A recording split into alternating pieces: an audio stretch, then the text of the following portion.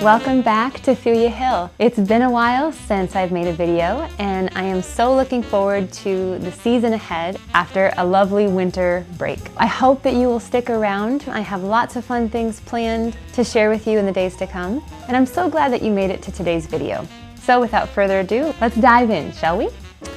Okay, so similar to last year, I thought it would be fun to just kind of do a little welcome back video and give you a little update of what's been happening around here at Thuja Hill, and then just share a few things I've been enjoying over the last few months. So first and foremost, I am extremely happy and thankful to report that I do not have cancer. The last video I shared with you all here was my update before going into surgery, where we were going to find out whether or not I had cancer, and thanks be to God, my surgery showed that the tumor was not cancerous. And so we are so thankful and rejoicing and over the moon with that news. I just wanted to thank those of you that prayed for me and gave me beautiful words of encouragement during a very dark season. It meant a lot to me. With that good news comes planning for different things we want to do around here this spring and summer here at Thuja Hill. So obviously all restrictions have been lifted at this point with regards to garden work, and so I plan to get back in the garden this spring and summer. However, I would like to garden in a different way this year. I really have come to the point where I do not want to grow anything that I don't want to eat, and so I'm planning to streamline my garden this summer and use the Ruth Stout method in so much as I'm just going to cover the beds with organic, unsprayed hay. I'm not going to revamp half of the garden into Ruth Stout. I feel like it just doesn't make sense to do that much more work. And plus, my garden beds are still holding up fairly well. There's a few that need mending, but beyond that, they're doing pretty good in what will be their 4th year here in the garden at Thuja Hill. So I plan to keep those and just cover the beds with hay. So I'll be doing kind of a modified Ruth Stout method. And truly, in the spirit of Ruth Stout, try to make it little to no work. Not that I'm opposed to work, but gardens have the ability to take up a lot of time and energy, and I just really want it to be different this summer. I'd like to create a space that's much less demanding and much more pleasurable. So that is my goal for the garden this spring and summer. I'll take you along with me. I have a few videos planned where we'll go through the planting process and hopefully the harvesting process, and so I hope that those are a blessing to you. All right, and next I wanted to share with you some of the things that I have been loving during the last several months. So let's dive in.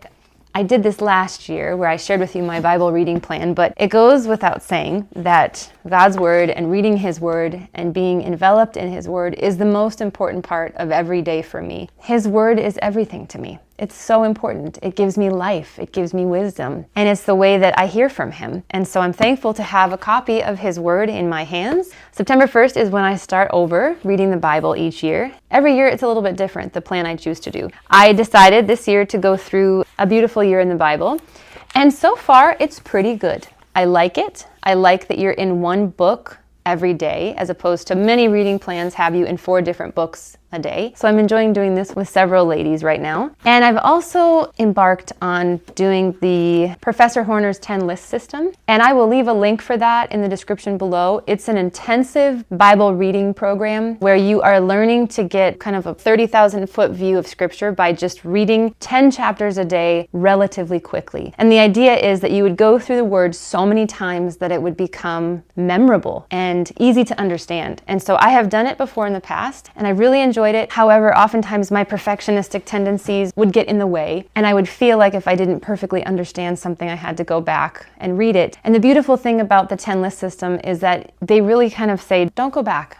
If you didn't understand, you'll have a chance to read it again. The idea is to just get familiar with the text and have it penetrate your heart over time. So if that's something that you are interested in, I will again leave the link below to where you can print out these nifty bookmarks. So they show on each bookmark 1 through 10. Genesis through Deuteronomy is number 2 on the bookmark. I also use these little plastic tabs to help mark my Bible where I've left off. And some days I only get through half of the reading. Some days I don't do the reading at all. And other days I'm flying through 10 chapters. So technically this year I'm doing 2 plans and I am loving both of them. And so if you're interested, I will leave both in the description below.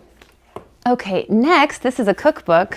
This has been so encouraging to me during this season where I have really changed my diet a lot. With the health scare that I experienced, I did a lot of research and I found what particular method of eating would be most helpful for me to try to help promote wellness in my body and increase vitality. And so this book came in really handy. Melissa Benachet is the woman you will probably know from her Instagram account called Baked by Melissa. And I think what really resonated with me this year about her is she's so not a perfectionist. I mean, she just throws stuff in and chops stuff really roughly. And I needed that. I needed someone to be like, it's gonna be fine, just throw the thing in. Especially when I found myself in uncharted territory when it came to creating veg-heavy dishes. You know, that just wasn't typically the way I would cook. I had a lot of meat-heavy dishes. And so having her counsel, her wisdom, her sweet Instagram channel to encourage me has been so fun. Her cookbook is phenomenal. It is not a vegetarian cookbook. She does have recipes for beef, chicken, but I would say the majority of the recipes are veg-based. And so if you're looking for that kind of thing, this is a great book to get a hold of. Okay, next. This is kind of random, but maybe some of you already drink Dandy Blend.